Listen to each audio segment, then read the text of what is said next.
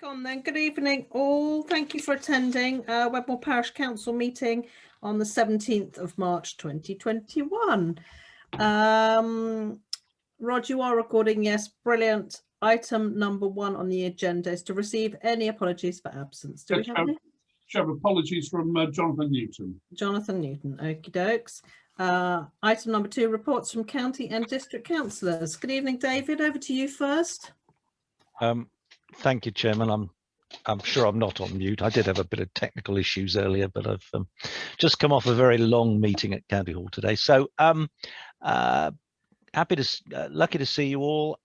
You will have received, I hope, my monthly report, which is still a bit COVID heavy. We're hopefully moving forward from the COVID situation quite positively. Our numbers, as you will know, Chairman, across Somerset are now quite low. I think 42 per 100,000 people, which is pretty much back where we were last April. But we do have small outbreaks across the place, and but luckily we've got now so much infrastructure in place that we can track and trace and sort it out fairly quickly. Disappointed to see that Wedmore wasn't successful with any of the green bids going forward, as I think I've said to one or two of the correspondence I've had, and I'm sure I've said with you in the past, that I've got high hopes of the cycling issues being resolved in a different place, because the government, as you know, is very keen on cycling. We appear to be getting a reasonable amount of resistance from some of the town cycling things that we're doing. Willing recipients, as I'm sure Wedmore would be a good place to put some of the money.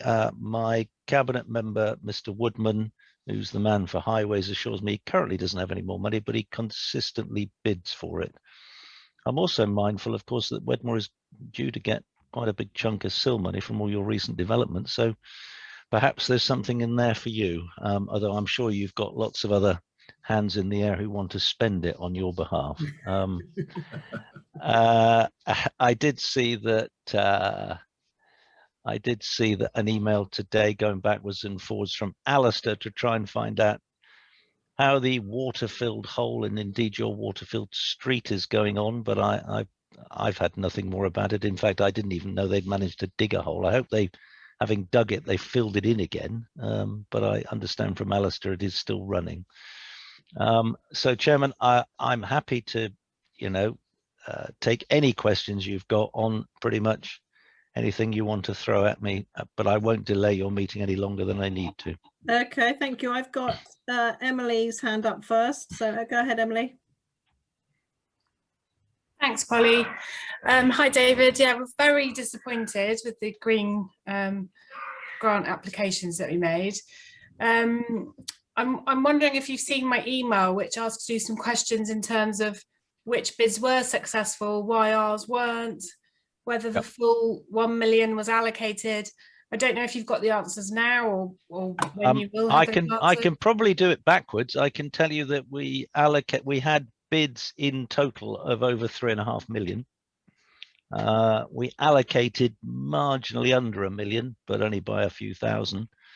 And of all the parishes, I mean, you and I think I had in total in my division about 10 bids, and only one was successful for a village hall, effectively a village hall solar panel array type thing, which I know that was offered by others.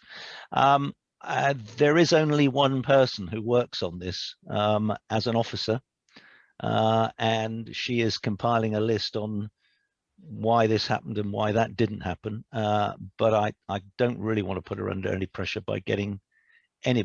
There will be a response. You've just had a standard response, or Rod had a standard response from her saying sorry, unsuccessful. So the next question is always going to be why.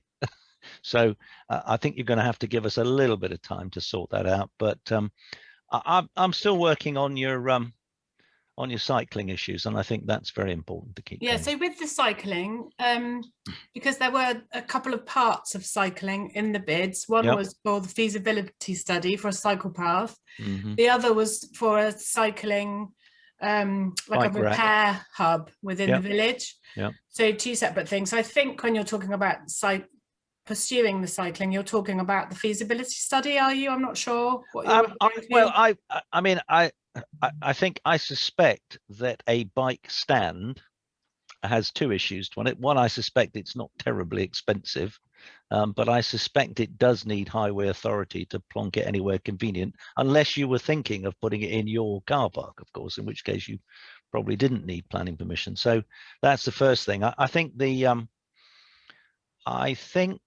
that having a feasibility study is quite interesting, because I don't know, those of you who've been around on the parish council for a very long time will remember many years ago, when there were applications going in for goodness knows what from county and national, and I did say to the parish council, I think it would be quite a good idea if you invested a few pounds. Actually, it was actually probably nearly 1,000. I don't know. Pete might be able to remember. I can't actually remember the numbers, but that levered with that shovel ready plan, or as Boris always says, the oven ready plan.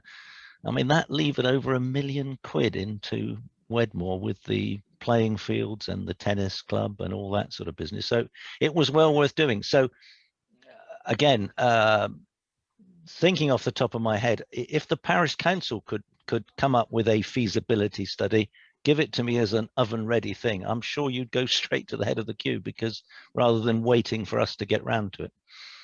So are you saying come to you with an application for I mean, the application that we put together was to pay for a feasibility study.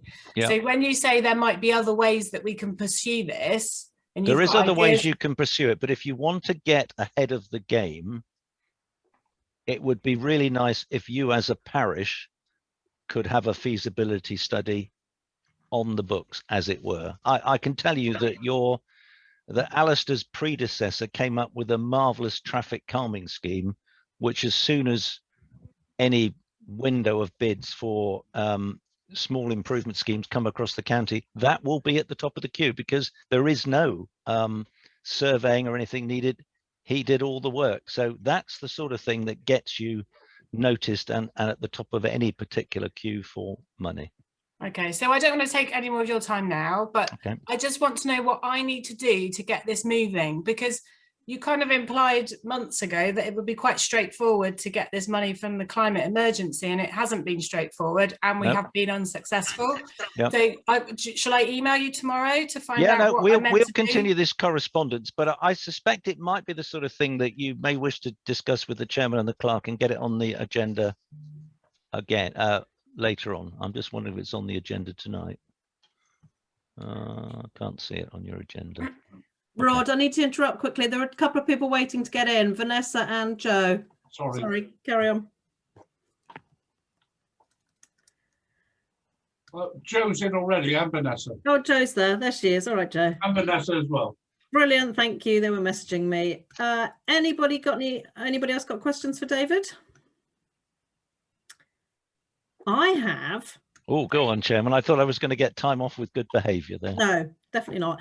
David, now, the road closure in Mark, we were notified on Thursday last week for this road closure for Bristol Water, to put in a water main for a farm there, emergency waterworks, and it's closed a particular part. Well, fair enough. My point is, today when I was working in the bakery in Mark, 2 buses that were picking up the kids picked them up outside the bakery near the village shop, and then they were scratching their heads thinking, right, how the bloody hell are we going to get these kids to school, because they didn't know which way to go. So I had to send them left up towards Tarnock, and I said go that way around, because you can't go around the back lanes because they're already churned up terribly, and you can't get coaches around there.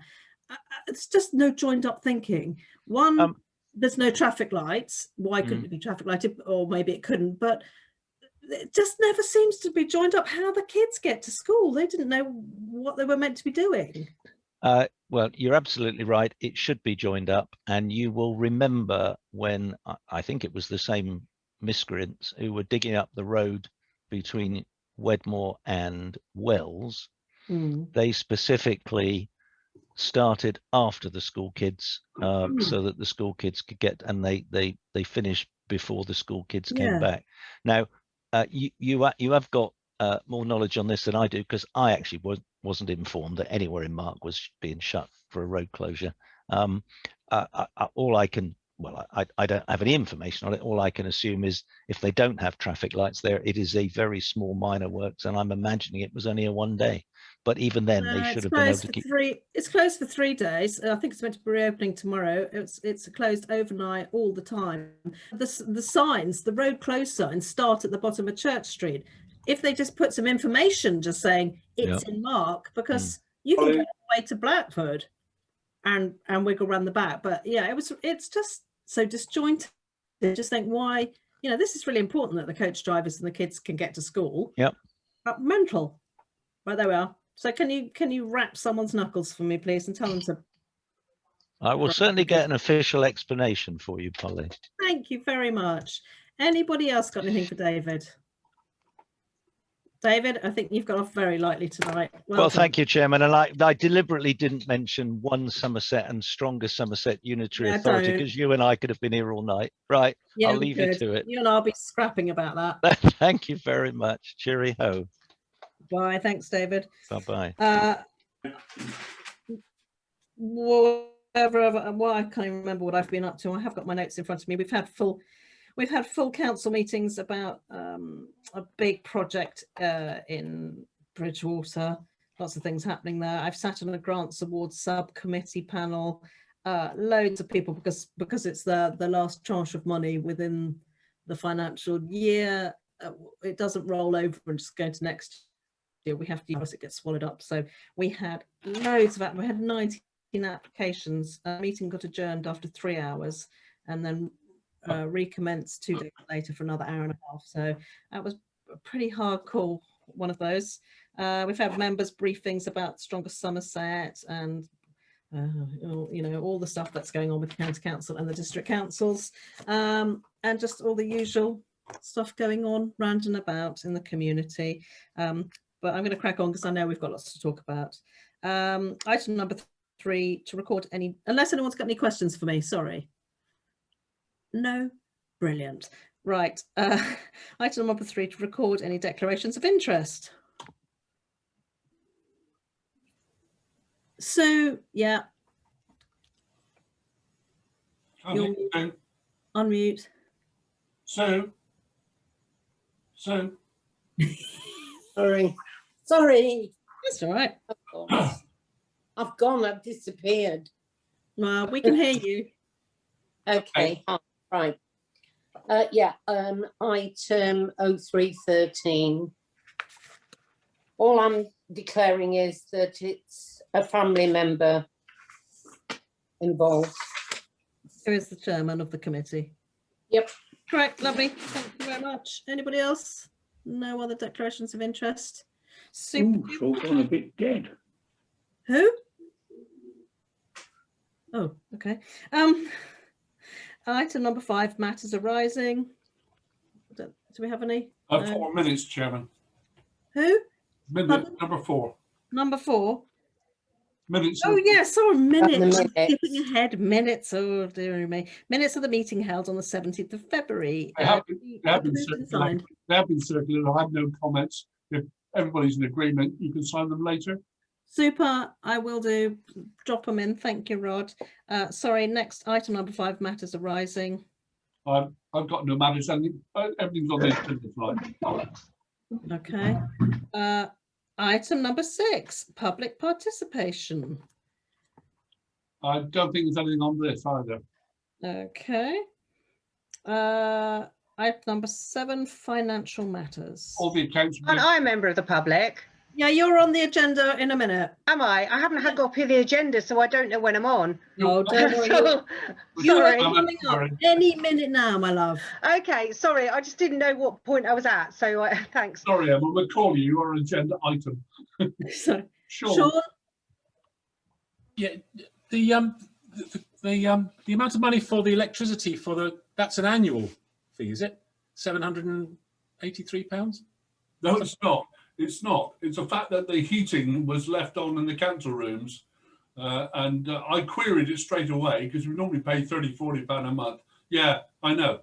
I didn't install the new heating system, but we've had to pay it. So. oh God, what a nightmare! I've just seen it.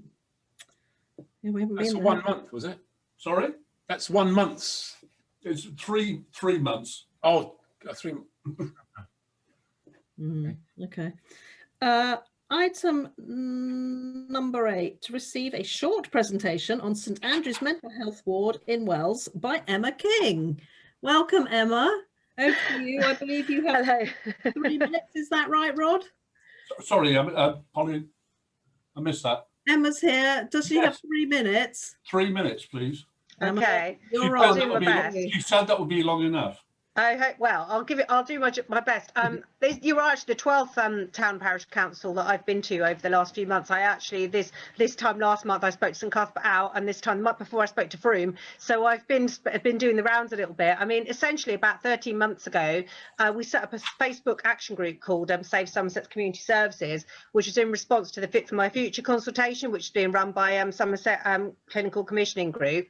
And it was fairly obvious from the way they structured the consultation that they were planning on closing St Andrew's Ward in Wells and moving the ward to Yeovil. And no one was at all surprised when this was announced in September, in spite of the fact that only 37% of people were actually in favour of this move, and 52% I think were actually against it and wanted the ward to remain open.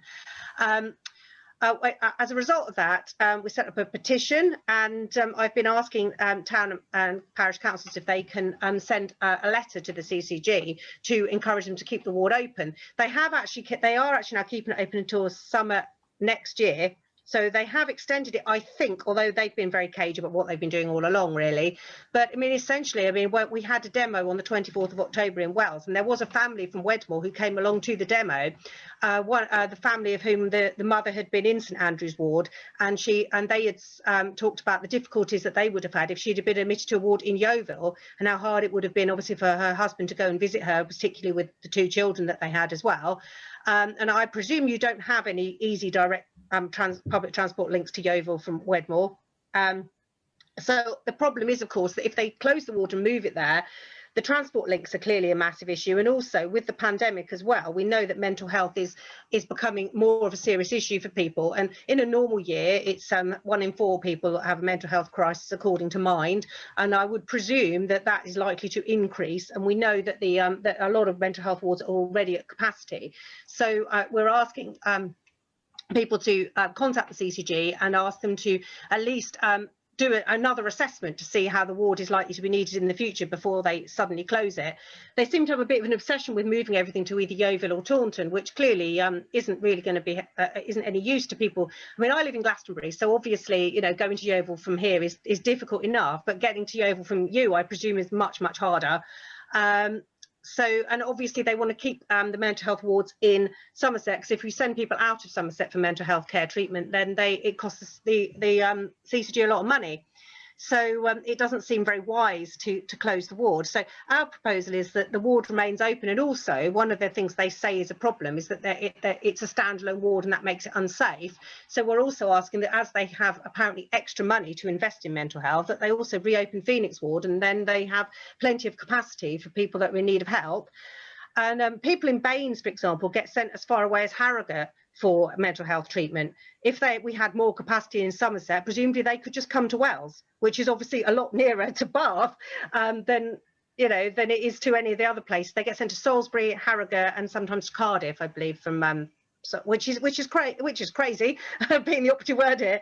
But it doesn't seem to be a sensible proposition, and so hopefully you would be able to to contact them. I said out of all the town and parish councils I've spoken to, only Yeovil didn't agree as a town council, as a town parish council, to do it en masse. But I'm hoping some of the councillors did as well, did right.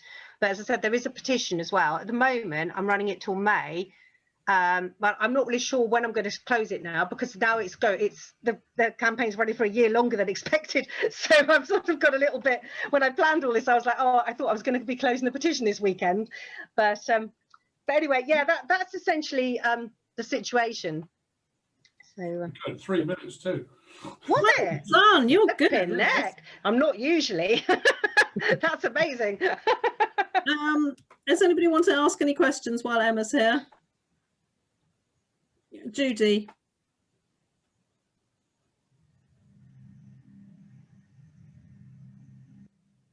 Judy, you're muted. I'm trying, it wouldn't click. I feel I have to say something here as a retired mental health nurse in support. When I was working in Wales 20 years ago, there was not only Phoenix House next door, which was a great big mental health unit, the same size as yours, but there was also a lovely little place called Cured House where people went for rehab. And gradually, as I got there, everything just seemed to shut around me until there's only, St Andrews left. And I mean, that's for older people and younger people, isn't it, Emma? It's for everybody in the population. There used to be services for older people, services for younger people, rehabs. There was so much stuff, and now there's so little. And there used to be all sorts of vocational stuff as well. It's just been cut and cut and cut. And if I could tell you how dispiriting it is to try and work in those situations, I do think we should support Emma, because you imagine if you have a relative in hospital and you have to go to Yeovil. I mean, Yeovil's an hour from here. Yeah. Emma said, oh, well, the links from Wells aren't great to Yeovil. No. She know about Wedmore. We don't really have any public transport at all, Emma. No, I thought that might be the case. Yeah, I did speak to Cheddar Parish Council a few weeks ago. I think it was a couple of weeks ago, actually, and they said exactly the same. They said they've got no links to Yeovil at all. And the problem is, it's not the same as when someone's in like a physical hospital. That people do actually need the support of their family and friends to help them to recover. And of course, they have the Section 17s as well, which allow them to go out for short periods of time. And if they're stuck in Yeovil, they're not going to be able to take full advantage of that. I know also that the Heads Up mental health charity that's based in Wales, the CCG are trying to give them loads and loads of extra work as a result of this as well. And at the moment, they're saying they're going to keep the bridge open. But the thing is, when they shut Phoenix Ward, they said they were going to keep that. When they shut Phoenix Ward, they said they were going to keep St Andrews Ward open. So it just seems that they're gradually running it down so that they can move everything away. And this is all right until it's a member of your family. Yeah, exactly. That is ill, exactly. And you have the problem of there is nothing for them. There is no service, because the community services have been cut and cut as well. So you have my support, Emma. Thank you, Judy. Everybody else will support too. Yeah, lovely. It's very much what people in all the other town and parish councils I've spoken to have said. A lot of people said, that they've got friends and family that have been in the ward, and the fact that they've cut so many of the services back. And what strikes me is, if they're saying now that St Andrews Ward is unsafe because it's a standalone ward, why did they shut Phoenix Ward in the first place like 10 or 15 years ago? And why is it only now, when they want to move the ward, that suddenly it's become unsafe? It just sounds like they're just making excuses to do what they want, really, and they're ignoring what people want because people don't want it to close. Okay, well, thanks for coming along, Emma, very much. Thank you. If you need me to send you the link to the petition, because obviously your chat's disabled, so I can't put it in there. Yeah, if you could share the petition and sign it. At the moment, I think it's 2,256 signatures on there at the moment. Yeah, well so it's been very encouraging. Clark Rod, and then he can send it out. Absolutely, I will do that. Thank you very much. And I also have a letter I can send you and other bits and bobs if you want them.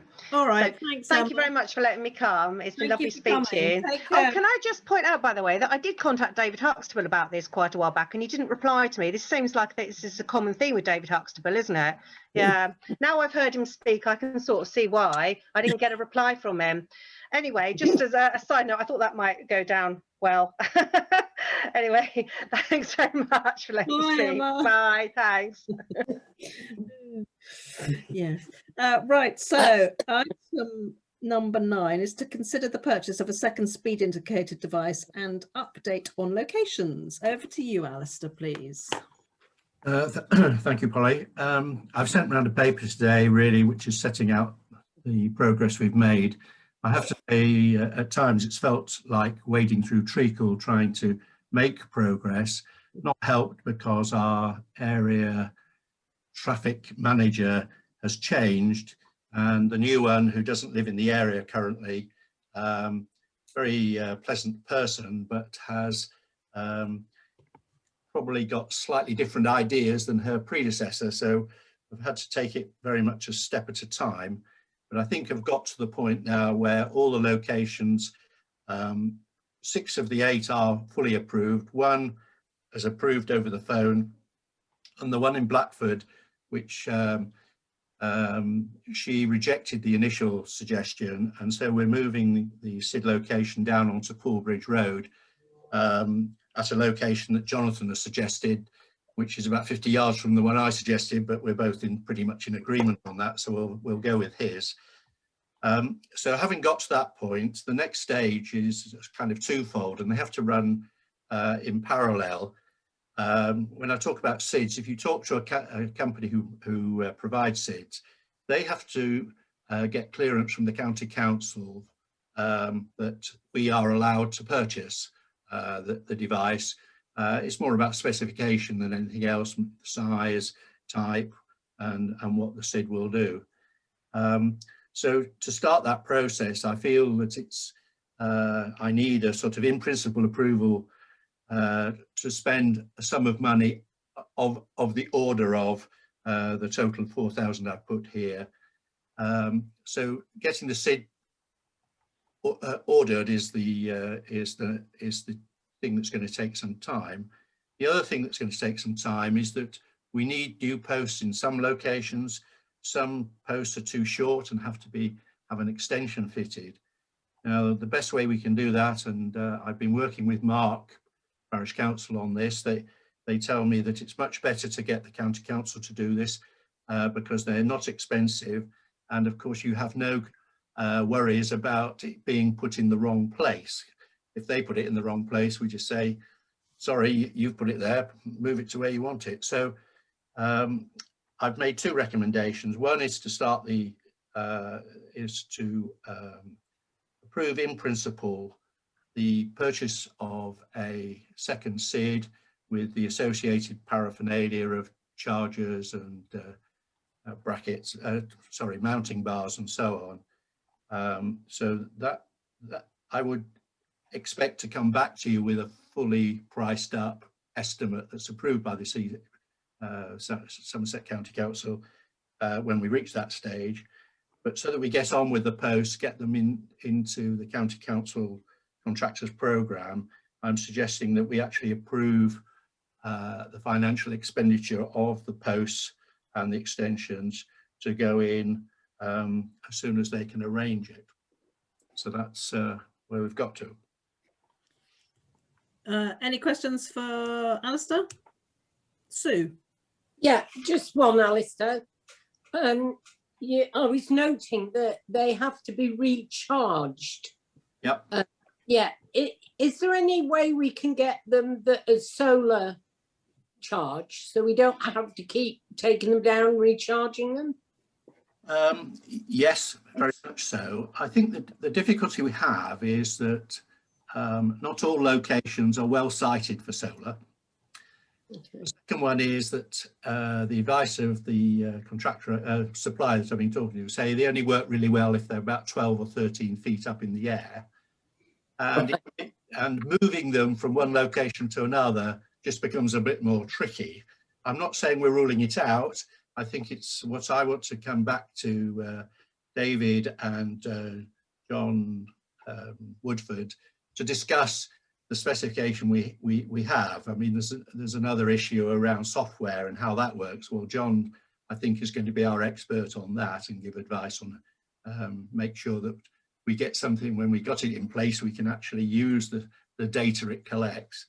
But I fully intend to explore the solar panel thing. But if we end up with a bit of a mix between the two, then it gets quite complicated, and I think we need to take it kind of one step at a time. But certainly it's one of the options that they've sent me, and we will look into it. Okay. Thank you, Alistair. Thanks. Good work. Are we making a proposal tonight? Yeah. Well, I know. I propose. It's like wading through treacle, and this is how local authorities work. Nothing happens ever just like that, and it disappoints people. So to propose that, we've got Sue. Yeah, I propose that we purchase a second speed indicator device and the posts that are necessary. Super. Have I got a seconder? Joe Keane. Joe Keane seconds. Can I have a show of hands, please? All those in favour? Looks Anonymous. pretty much like everybody. Great. Thank you, Alistair, very much. Thank you. Right, item number 10. To agree costings to engage the services of an HR consultant. David Cox, over to you. Great stuff, thank you. Yeah, so I circulated the paper round to everybody a while ago now. I can't actually remember when it was. So hopefully everyone's had a chance to read that. So essentially, yeah, we're proposing to engage South West councils who are specialists and looking for approval for that budget. Okay, well, we need to open this discussion up. Babs. I had one question. On one of the quotes, it was asking for £495, I think it was, for a membership fee. Mm-hmm. Do you have to have the membership fee? We have one employee. That's okay. You'll no, shake your head straight away. Yeah, no, you don't have to have but it's then a more expensive day rate. So the cost actually comes out to be more expensive. Okay. It's in that quote that they've written. I think I just wasn't clear if it was that membership was compulsory if you did. Okay. No, so you can spend instead of £560 a day at £760 a day. So overall, if you do 3 days worth of work, you're covering your membership fee, which means you get policies, all that kind of stuff free, basically. So. Can I just ask, being a bit sort of behind the times, I suppose, what exactly is the HR consultant? What is required of it? Well, it's as you proposed in the last meeting, Pete, really. So it's someone to go through our HR processes to make sure we've got everything in place that we should have. Basically, Pete, is getting an independent person to look into the complaint instead of doing it in-house. So effectively, we are going to either be doing it ourselves and coming to a conclusion, which should, either that complaints committee can come to their conclusion by looking at all the evidence from the complainants, and you either do that in-house or we pay for a consultant to do that, and that might cost thousands of pounds, and that's public money. Yeah, which we agreed at the last meeting that we would get an independent person in.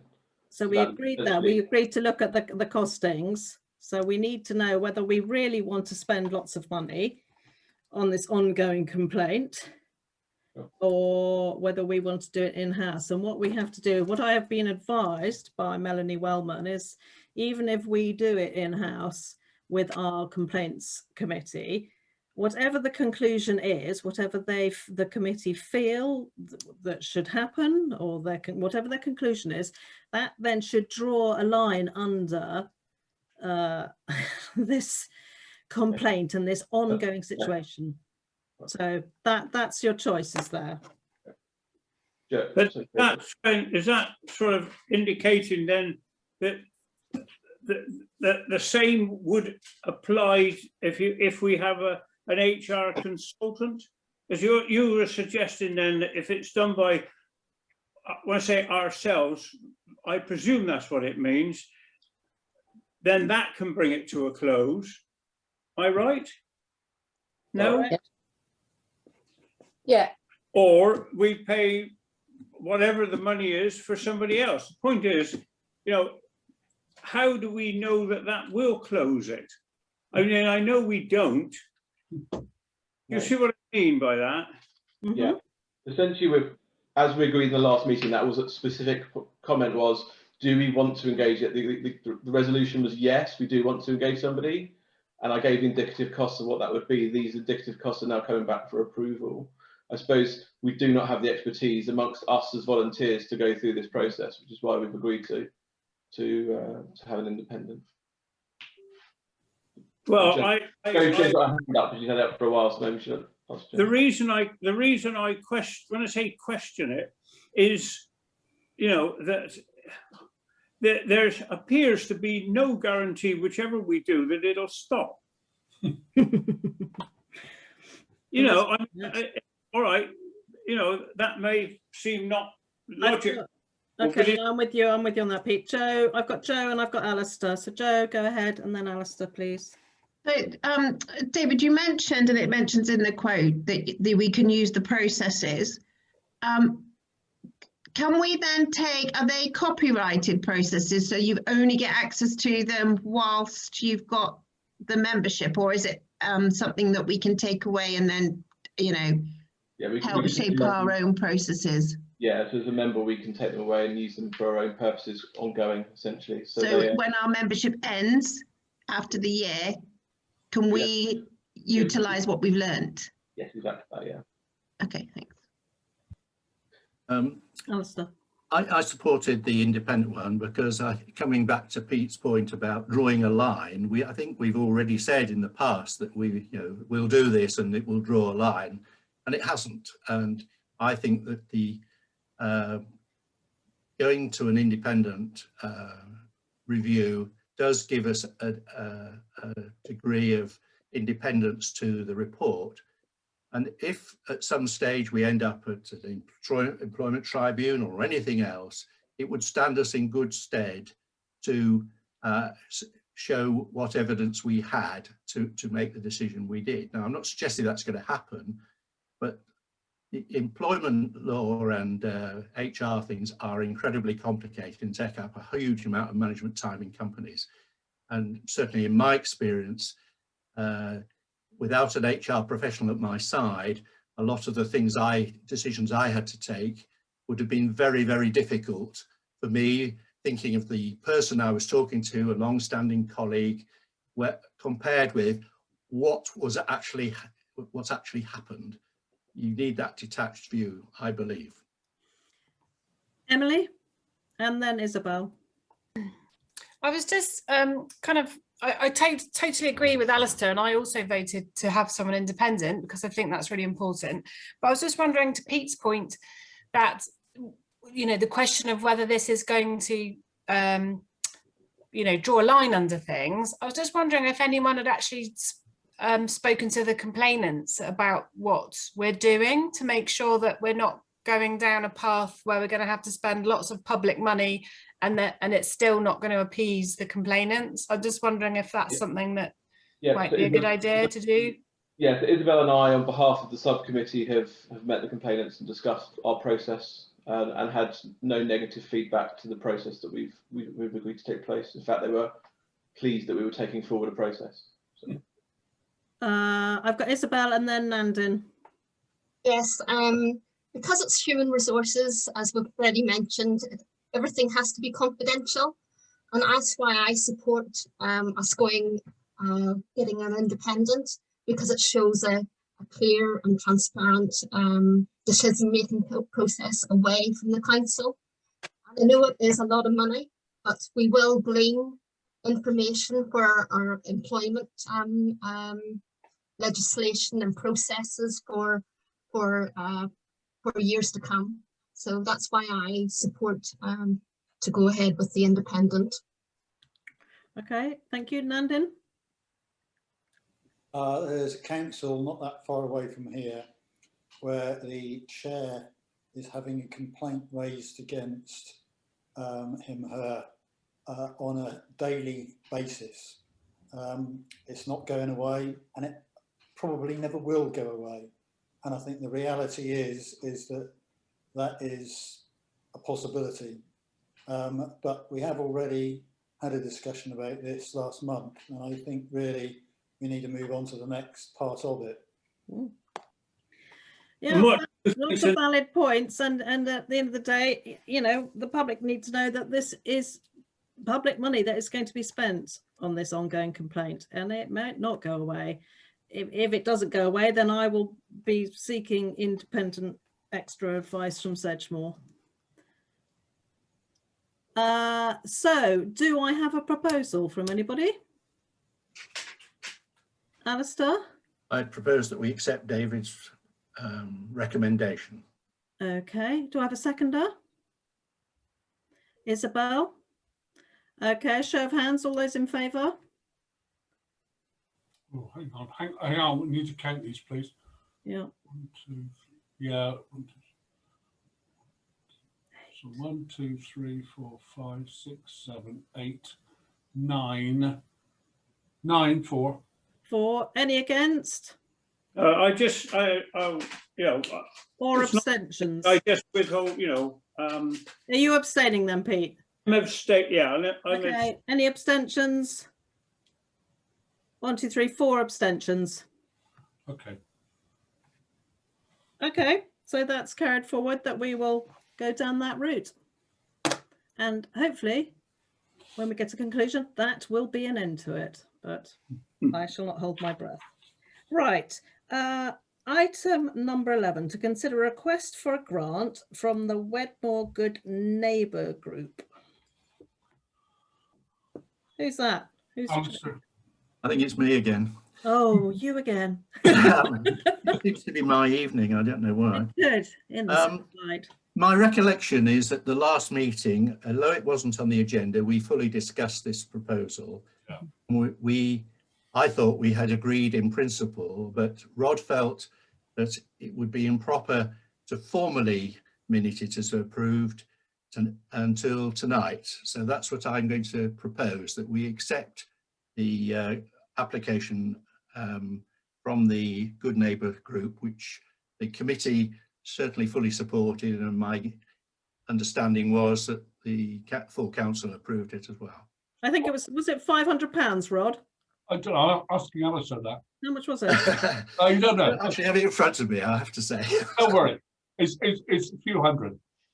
Yeah, well, it's a great scheme, and they were in front of us at Sedgemoor. Can we have a seconder? Or the week before, so, you know, we give them money too. Sue was a seconder. Sean. Sean, Sue, whoever. Okay, all those in favour, hands up.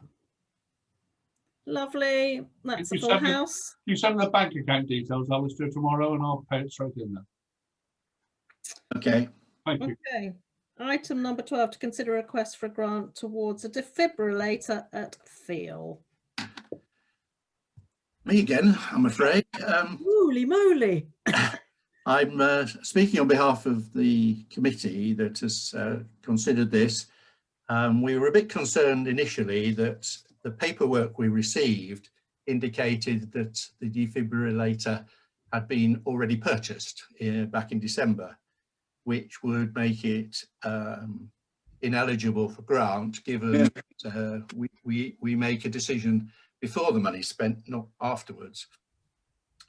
In following it up, Rod has discovered that in fact they were using the receipt as evidence of its cost, and that particular defibrillator was to be kept on a farm, if I remember rightly, Rod. Yes, correct. So the purpose of this is to locate the defibrillator within Thiel for public use rather than the private use on the farm. And on that basis, again, I don't actually the actual figure, but I seem to remember it was 900. Yes, just under £1,000 was requested as half the cost of the total cost. So I think it's fairly self-evident what these devices do. We have one in Blackford already, and I believe we may have two in Wedmore. There's certainly one by the village store. Is there one by the sports one of the playing fields. Could be. Yeah, okay. So we have two here, but there isn't currently one available in Thiel, and that is the request. Is there a suggestion where it will be situated? Yeah, the bottom of Brown's Lane, Pete, by the post box notice board. Yeah. Yeah, well, we've got them everywhere else, and we've helped. Chairman, we've got a proposal before it's seconded. Can I just say we don't want to get involved in any ongoing maintenance costs? Yeah. That could be quite horrendous. I think that's down to the committee who are want to fund it. Yeah. Do we know that if they've got other sponsors? Yes, the other half is being covered by a resident, as far as I can see. All right. Sean, I saw your finger go up. Yeah, just who is the who is the sorry, who is the committee? Well, the application is made by the Thiel Arts Committee, I think. Oh, okay. Yeah, I wasn't sure who it was. Yeah. I think the reason for that is that they have a bank account. Yeah, exactly. When you said, Rod, that there was the ongoing costs could be quite a lot, do you know what that means? Is it like every year it needs a massive service or something? Every year it needs to be serviced and batteries changed and that sort of thing. I didn't want to get the Parish Council landed with those bills. No. As a general rule, we would only pay upfront costs and not costs of any project. We've done in the past. David, you've got your finger in the air. Yeah, sure. I just wanted to ask from which pot of gold are we taking this from? I know it's, from my understanding, is that this is still eligible, or do we want to take it from our overall grant budget? So do you have a view on that at all, Alistair? I think Rod will correct me if I've got this wrong. We do actually have in our budget a sum allocated for grants. Yes. And we so which one is coming spent the full amount yet. Fine. Okay. Thank you. We need a seconder, Chair. Yeah, that's a second from David. David, thank you. Oh, lots of seconds. All those in favour? Hands. Thank you. Lovely. It looks like a full house. Groovy. Thank you very much again, Alistair. Right, Pete, you're on almost. Thank you for sitting there. Item number 13, to consider a request for a grant from Wedmore Playing Fields Management Committee. Who do we start with? Pete, I guess. Yeah, I mean, no, not you. Not Pete. No, pipe down. Pete Brown. Sorry, Pete. Too many Petes. Pete Brown, thank you very much for joining us and sitting through all of that so far. Thank you. Good evening, councillors. I know quite a few of you. There are quite a few fresh faces who I haven't presented to before at various parish council meetings. So good evening. I'll keep this fairly brief, but Rod was concerned that not everyone knew what the Wedmore Playing Fields Management Committee are. The field opposite the bottom of Kelson's Lane was left to the village in the 1900s. In 1938, the village, the Wedmore Sports Committee and William Borough gave it to the National Playing Fields Association. In 1962, Wedmore Playing Fields or Wedmore Parish Council were appointed by the National Playing Fields Association as an administrative trustee, and then in 1968, in an agreement between the MPFA and the Wedmore Parish Council, the management committee was formed to look after the playing fields. That's the history of where we are. This project, which is to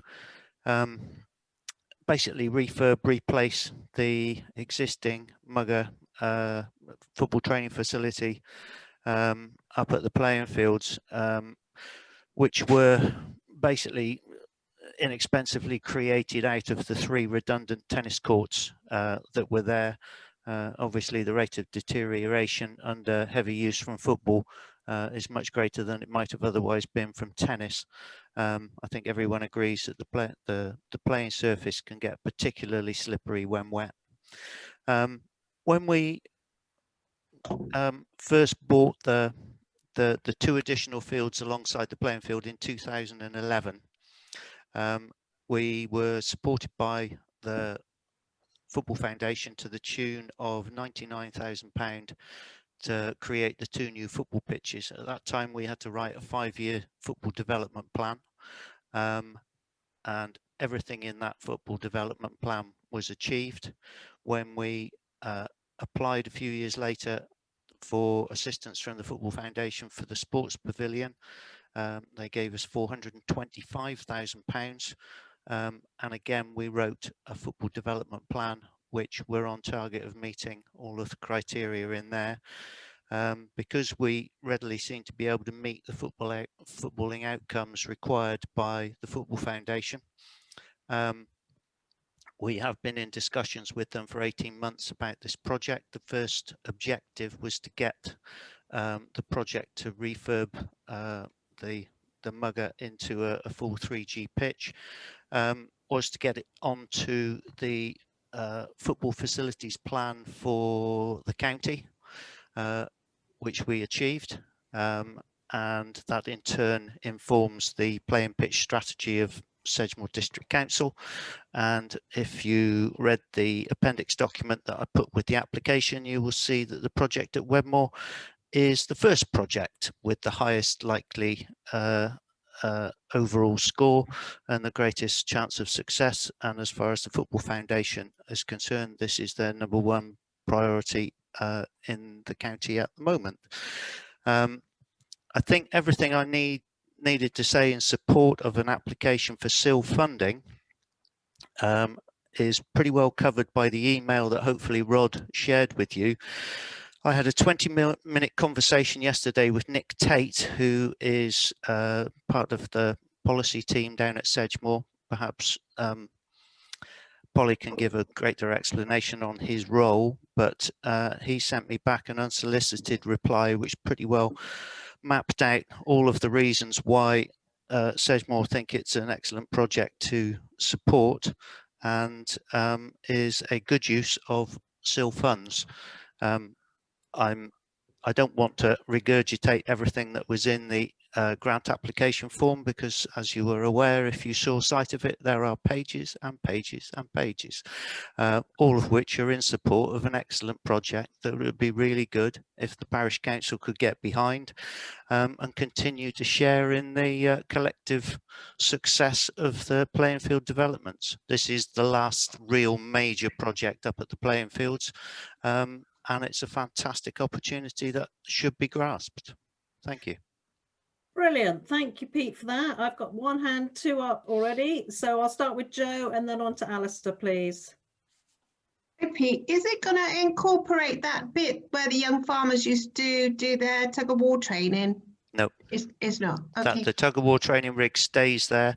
The old play area that area is still, yeah, as Rod will know, maintained by the Parish Council, and that has always been earmarked as a potential site for, and I've discussed this with Polly on previous occasions, for some outdoor gym equipment, but there's no point putting anything in there until such time as this project is out of the way, because that will be part of the building site during construction. Okay, thank you. Alistair? Yes, I'm reporting on behalf of the Grants Committee, and Judy and I had a long conversation about it yesterday, I think. Sue, for understandable reasons, has not made a comment. I've got 4 main areas of question, because I'm the only one who's been through all the 19 documents you sent us, and I'd just like to clarify a few points so that members are clear what you've sent us and what it means. I'd like to start with, you've said that you don't own the land, that this is held in trust. Who owns the pavilion building? Basically, everything on the site is on the original playing field site, which the pavilion sits on. Is basically, we are agents on behalf of Fields in Trust, who used to be the National Playing Fields Association. So therefore, it is their property. Okay. We manage it on their behalf. Well, and to follow on from that, in your balance sheet, then you don't have any tangible assets at all, which is shown on your balance sheet. the only assets that you had 31st of March 2020 was £4,585. It does strike me as that perhaps this is the wrong set of accounts for us, because as you say in the application, it is ostensibly for the football club. Its major sponsor, major funder is the football club, major beneficiary is the football club. And yet you've not allowed us to see their accounts. And a quick look online, I noticed that the junior football club certainly has a long list of sponsors providing money to the club. Now, the way we look at grant applications is to see whether we've got a body in front of us that has got the financial capabilities of seeing it through and to maintain it into the future. You've shown us that you've only got 4,600 and whatever pounds. So I think we should be seeing the football club's accounts to be sure that they've got enough money to keep this thing going. The maintenance of the facility does not fall to the football club. If you'd wanted the football club accounts, I dare say I could have applied to them, but they're not the management committee. They are a separate entity who pay a rental to the management committee for use of the facilities at the playing fields. So you're saying that a charity with the means of £4,500 is capable of carrying off a £225,000 project? So far to date, since 2011, we've carried off projects to the value of £1,560,000. What reason would you have to disbelieve that this couldn't be achieved easily? Well, £4,625. You had the year before you had £30,000. So looking at your business trend, you're going downhill rather quickly. But I don't think there's a business trend illustrated by the accounts, because so much of the money coming in and out of the accounts as a result of grant applications, money coming in, money coming out, projects being closed off, new projects starting. There's an awful lot of activity that one set of 1 year's accounts won't give you the answers to, and I appreciate that, but you only requested one set of accounts. I could have given you 5 years worth of accounts and you could have seen the realistic financial picture. At the end of the day, the management committee is a not-for-profit organisation, so we shouldn't be sitting on stacks of money in the account. We return all the money that comes into the management committee back in improvements to facilities if there's a surplus. Okay. Thank you for that. Looking at some of the other evidence you said, it was pretty clear from the responses to the planning application that your supporters come from a pretty wide area. I wonder, how are they contributing to this project? People from Huntsville, Cheddar, Weir and places like that. They're not within this parish.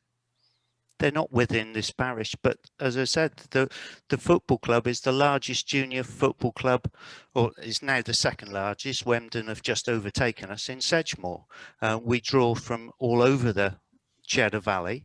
Our natural catchment sits with the catchment area of Hugh Sexy Middle School generally. In other words, we pull from the 3 local primary schools, Mark, Wedmore and Weir.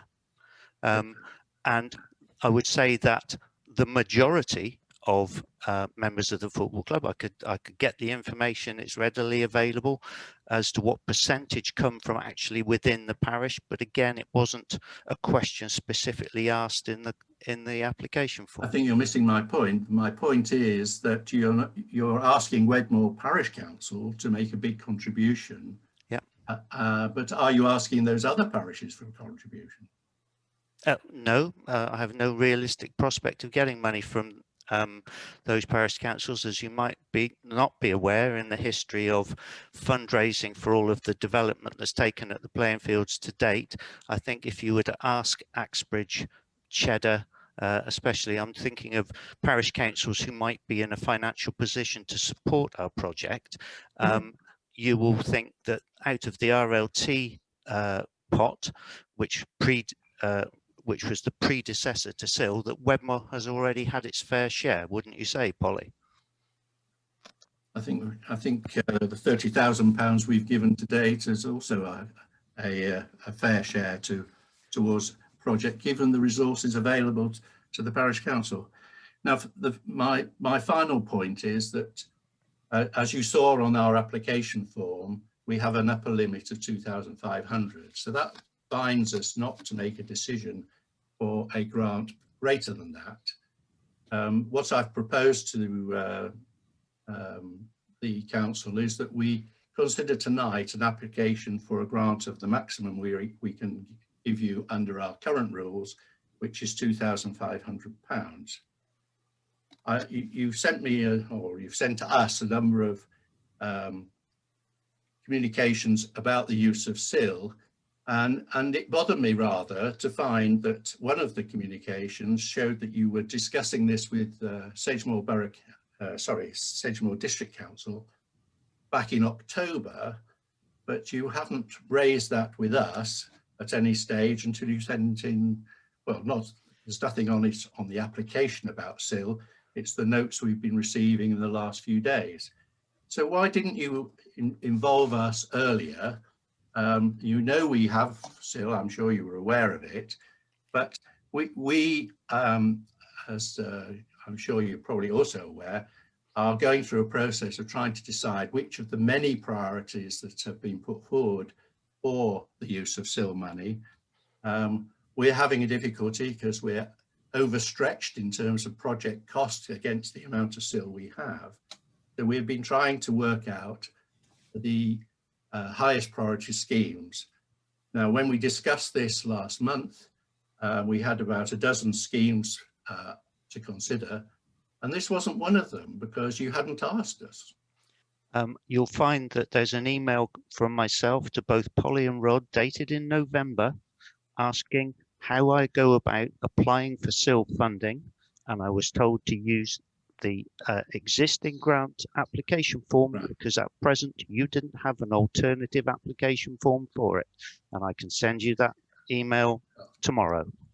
Okay, well, I'm sure you can do that, but having found that we have a grant application, why did you apply for £25,000?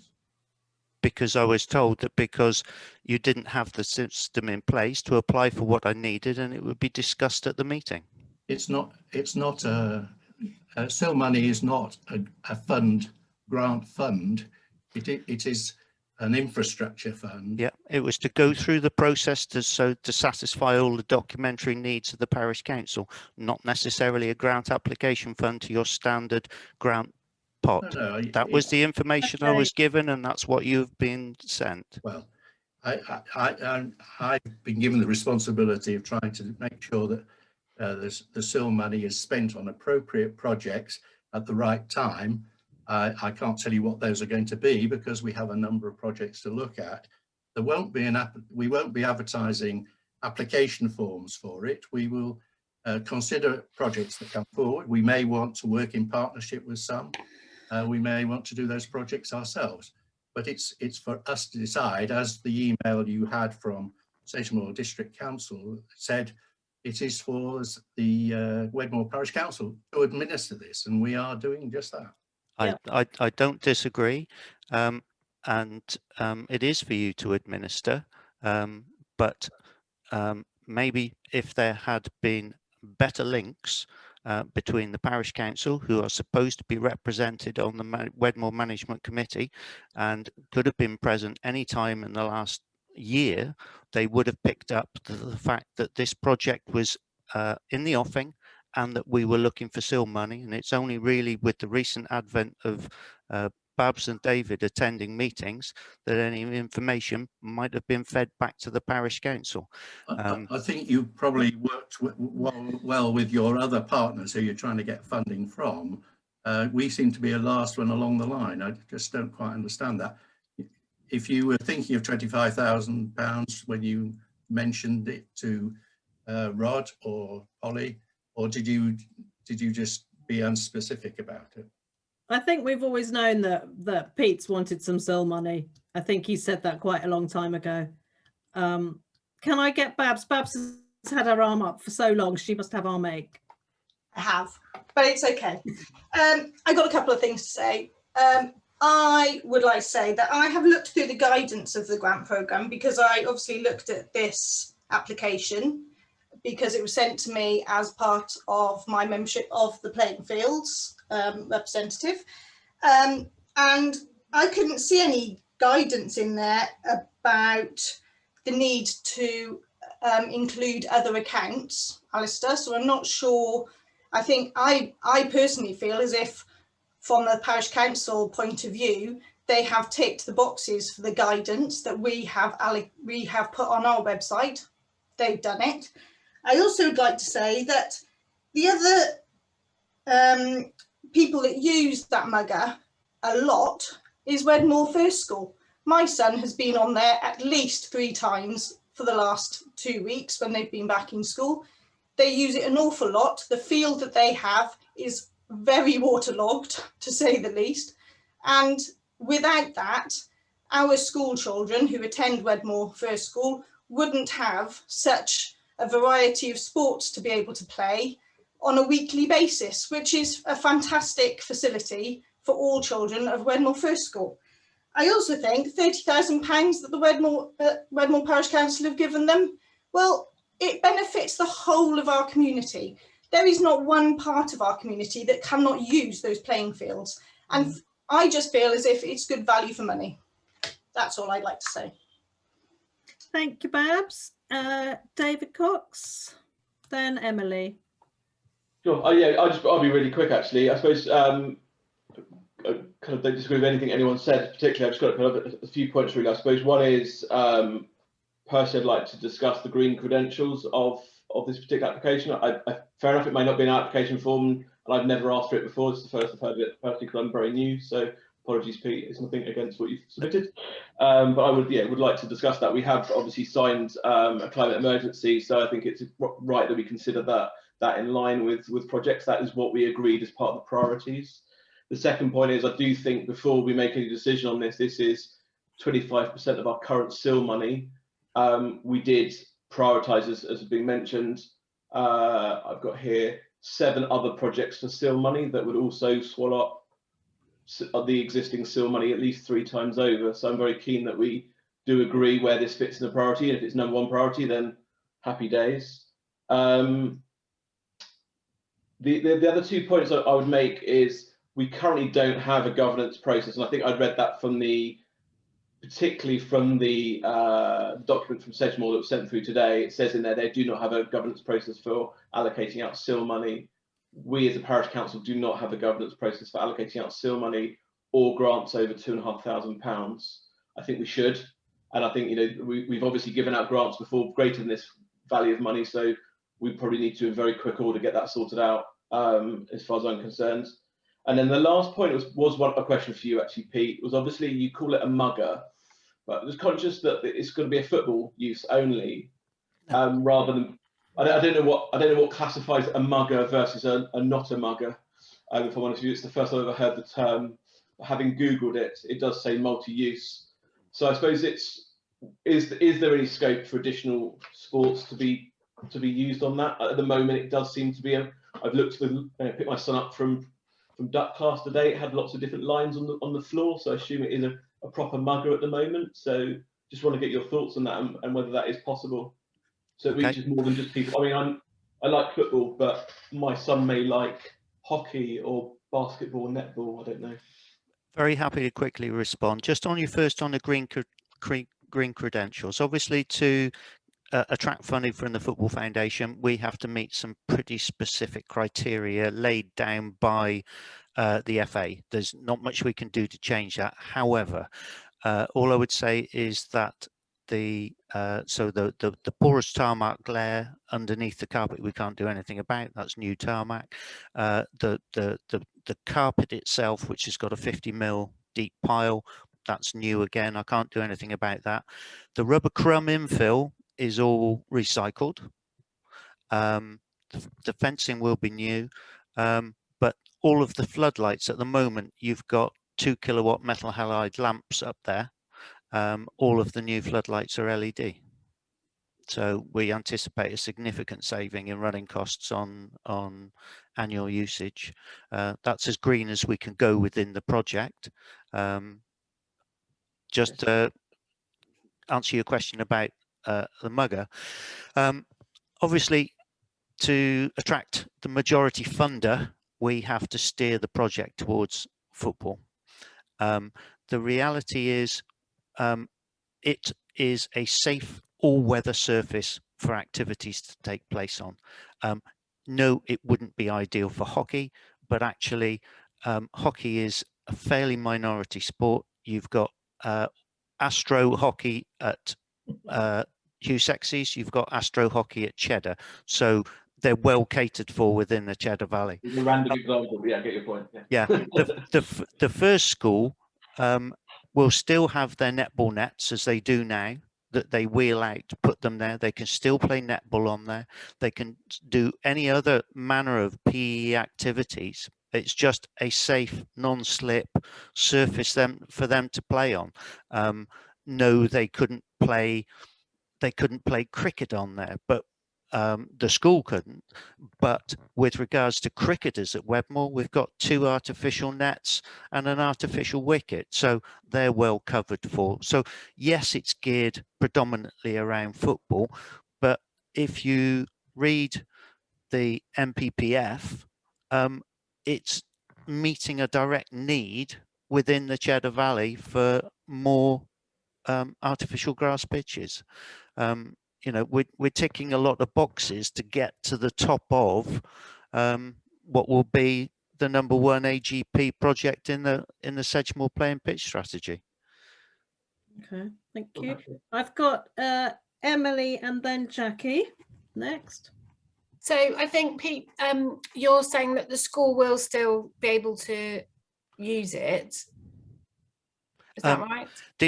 Within the grant application, we've already offered use of the facility free of charge to all 3 local primary schools. Obviously, transport is a major issue for any of them, and so Mark and Weir may only take that up just to host occasional school games, but Wedmore, I'm sure, will take full advantage as they're right on the doorstep and just walk the children through as they currently do. And then any other user would have to be a member of the football club, or? No, all that would happen, again, going back to the not-for-profit status of the management committee, the higher charges for the facility, which the football club will still be charged, will be approximately half you would pay to rent a similar size space at Churchill 3G, for instance. We would charge out typically at £20 an hour for the floodlit facility, okay, which generally works out for most people about £2 a head if you're playing 5-a-side football, okay, which is nothing really. Any priority usage will be given to the football club in as much as they will have a priority booking scheme, so they can book up the slots that they want for their regular weekly activity. But outside of those, there's an opportunity, obviously, there's an income stream for the management committee where we can rent out to other people. That's one of the identifiable football outcomes for the Football Foundation, that other clubs, other groups, now it may just be a group of non-footballing 18-year-olds who just want to kick around, but if they'll pay the higher charge, £20 for a floodlit facility, they can have it. Brilliant, thank you. And the running club that previously approached us, I believe, will be very interested to run round on an Astro pitch rather than a slippery grass-filled ex-tennis court. Thank you. I've got Jackie next and then Sean. You describe it as a mugger, but is mugger not strictly a 2G pitch as opposed to a 3G pitch? By making it a 3G pitch, I appreciate that that's there for primarily for the Football Association, but is that not then limiting the use of the pitch for other people that might want to use it for other purposes? It does limit it to other people at the moment, but the existing facility is very much at the end of its usable life. If you can find me a funder who's going to put in over £100,000 for a 2G surface, then please point them in my direction. At the moment, the Football Foundation are prepared to put in over £100,000 towards a 3G facility, but it's only a 3G facility. If we don't build it to their prescriptive standards, then we don't get the funding. I have no option in this matter. However, it does mean that the facility can be used for other things. No, you wouldn't play hockey there, as I've said, but it's a very safe all-weather surface that especially small children won't even notice any difference. The young farmers will still use it for their sports activities on a Sunday afternoon as they do now. They do all sorts of things on there, throwing boomerangs around, frisbees, God knows. So it's not strictly sports related, but the main driver is football because that's where the money is. Okay, thank you. I've got Sean and then I've got Joe. Hi, Pete. Just two questions. One is what percentage of children who aren't in the catchment area, you said of the Wedmore, from other places, use the facilities? Just to get an idea of percentages. At the moment, the use is almost predominantly by the junior football club because it's wider hiring of it as a facility at the moment. As it is starting to fail, the surface is slippery, whatever, we leave ourselves wide open to all sorts of issues of potential insurance claims, bits and pieces. The football club understand that the facility is tiring out. We have specifically avoided searching for other people to use the facility at the moment, because at the moment we have no real, we have no costs as such to cover, so we don't need the extra usage. But once we have a facility that's worthy of being rented, properly rented, then we intend to open it to anyone who wishes to use it. There's no exclusion on anyone being able to use it. Would the fees be the same for yep, whether they came from a long way away? It's exactly the same. The reality is that we're surrounded by 3G pitches. You've got 3G at Churchill, 3G at Strode, 3G at Burnham. There's in the LFFP, there's another proposed 3G for Burnham as well, which is behind our project. So groups won't travel from that far because they've got facilities on their doorstep.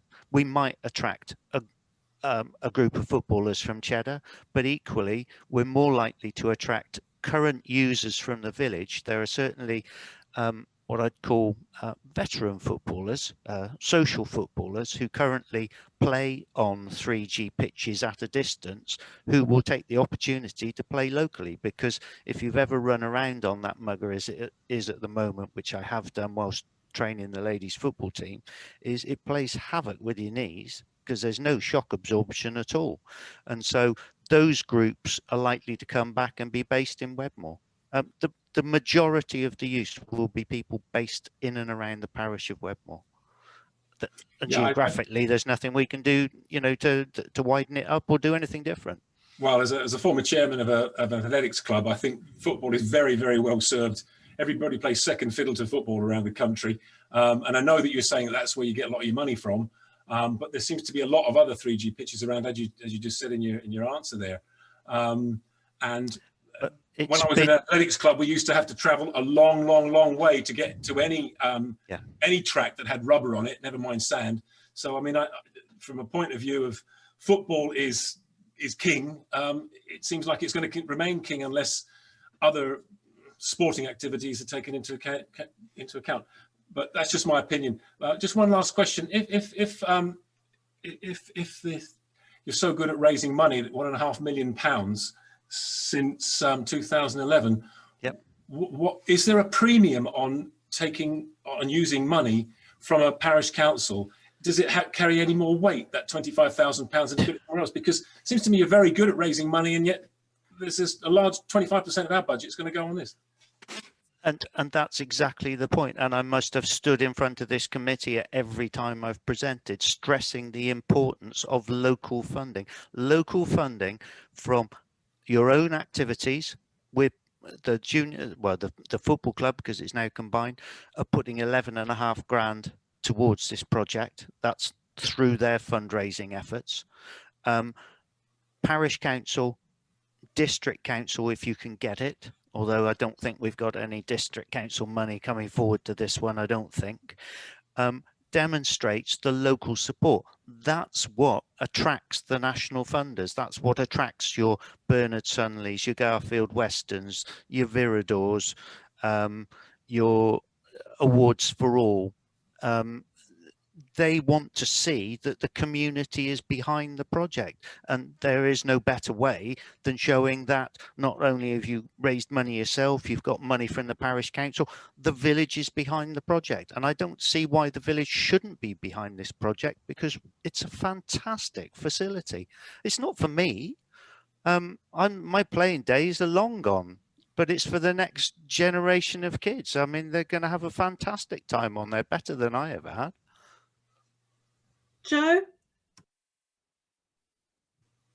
Okay, Pete's actually answered most of the questions that I had in there. I just wanted to understand because he said he's top of the list with the FA. So you know, we've got to make sure that they stay at the top. Otherwise, they'll drop to the bottom. I mean, what's the list like, Pete? Is this a national list? No, what we've worked very hard to do is to get the project onto this list. I mean, right, okay. The local football facilities plan, which the FA employ consultants, I imagine, at an extortionate price to go around and assess the delivery of all aspects of football in a county. They then put together a project list.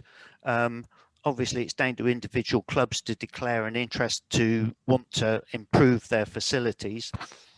Within this project list, the second project, for instance, is Bridgewater College want a 3G, and then you've got Ashcott playing fields want to improve their grass pitches, but they're just identifying key projects within the county, and then these get recommended to the various district councils to get adopted into their playing pitch strategies.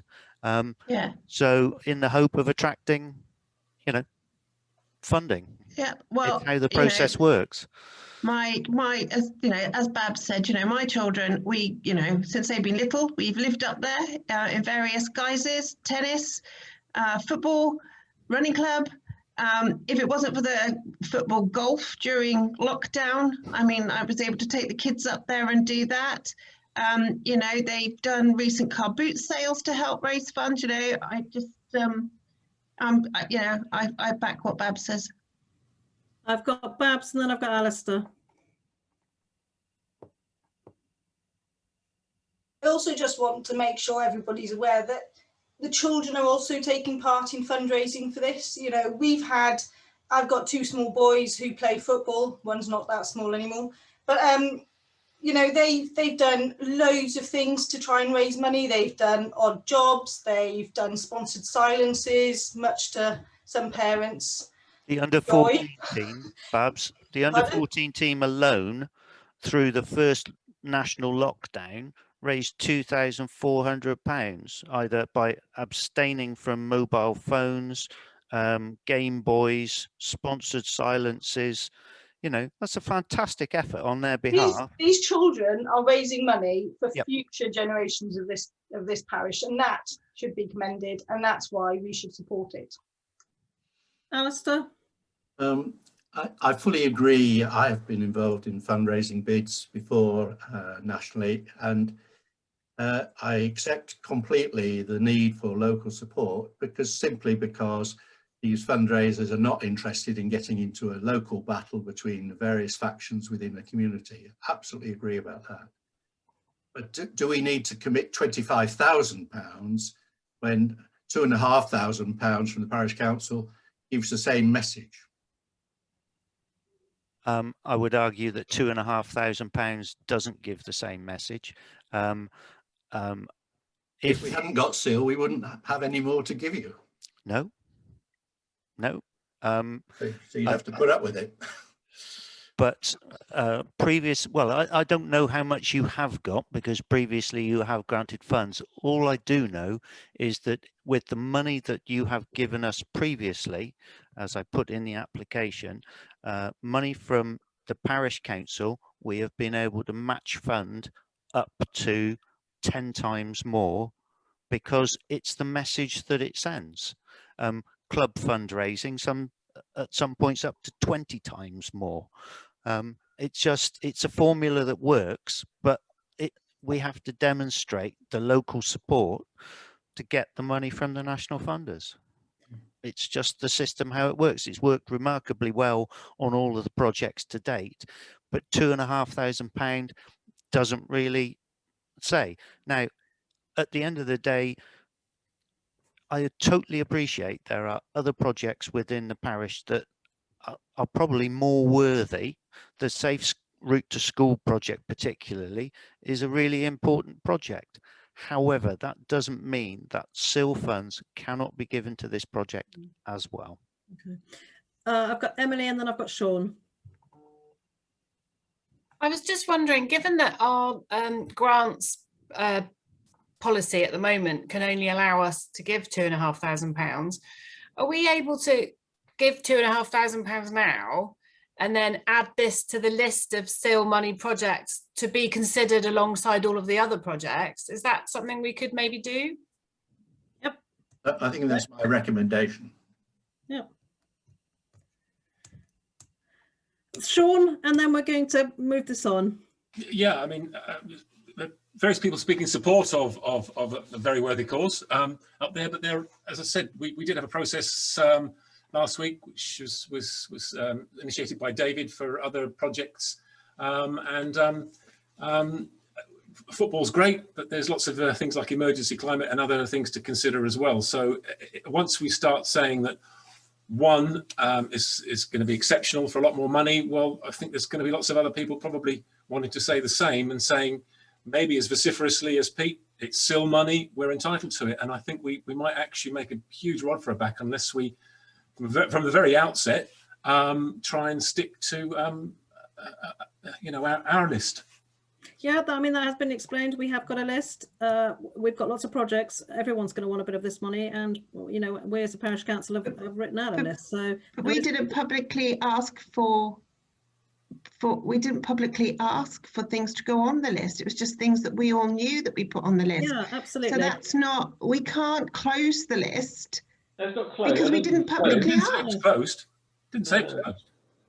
I think it's prioritised, right? I think it's really important that we keep prioritising things as new things come up, because oh yes, definitely, David. Yeah, it comes a first come first serve, and it's as Alice's experience with the SIDS, for example, it takes a bloody long time to get things done sometimes. So I think it's, if we prioritise it, we then know that it's in the list and it's going to get done. As I say, yes, but Pete has been asking for a very long time.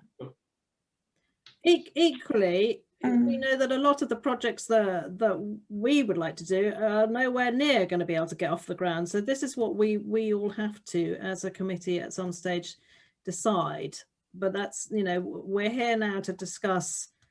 We know we can only award potentially currently 2.5k at the moment, and we need to discuss later on whether how we're going to do this, and whether we look at different ways of potentially allowing larger sums of money for specific things. But at the moment, we've gone round and round. There's lots of support. What we really need is a bit of a proposal here. So, Judy? I propose that we award £2,500 now, and it's added to the list of good causes, and it has to be done democratically. I think we have to look at all of them and weigh them all up. We can't just give out that tonight. Okay, that's my proposal. So I would second that proposal, but I would like a date as to when we start looking at some of these things on the list, not just add them to the list with no end. we need to know when we're going to actually choose and move with the list, because the list could just keep going. Otherwise, we need. Pete, what time frame are you looking at with this? That's exactly the point I wanted to raise, Nandin. Thank you.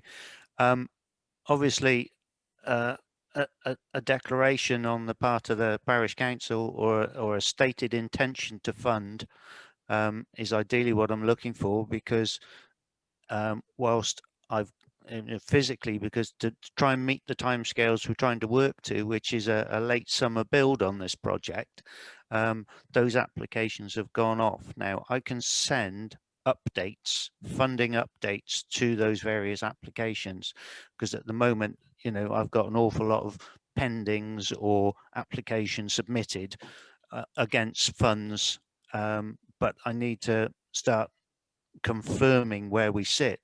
And I would really hope that, whilst I totally appreciate that your system at the moment only allows a decision for £2,500, but it would be really good if this could be discussed, and an intention to fund, if that's what you were going to do, were discussed and agreed at your next meeting. Okay. Jackie, quickly. And then... Sorry, just a very quick one. How much seal money do we actually have at this point in time?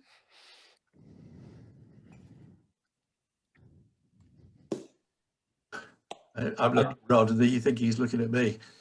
I thought it was about 70,000, but yeah, about 70,000. That's right. Currently, we've got more on the way, but it's. I think it's more than that. Okay. So money arrives twice a year in respect of houses that have, I don't know if they've started or been completed, but there is more on its way, obviously, because more planning has just been approved. But I think we do need to realise that after this mini housing boom, we hope and pray that we will not be getting any more houses, and therefore the seal money will decline. So it's a one-off opportunity. So look, I've had a proposal from Judy that we support and let them have £2,500 for now. Do I have a seconder for that? Second, Joe King. Seconded by Joe Keane. Any other proposals? No. So we're going to. Is that the end of the proposition? I hope so. Pete was looking for an addendum. Yeah, I said I'd second it, but I want a date when we're going to look at this seal stuff, and Pete's now given us the date that he has to work to. Okay. I think it's wrong that this is the tail wagging the dog, surely. Yeah, absolutely. It is. In David's own words earlier, he said it was a process that needed to be resolved immediately. I agree. I think the ability to award more than 2.5K, absolutely agree. But it's there's a. Well, Polly, we can give £2,500 immediately, and that was proposed, I think, by Judy Candy, seconded by Joe.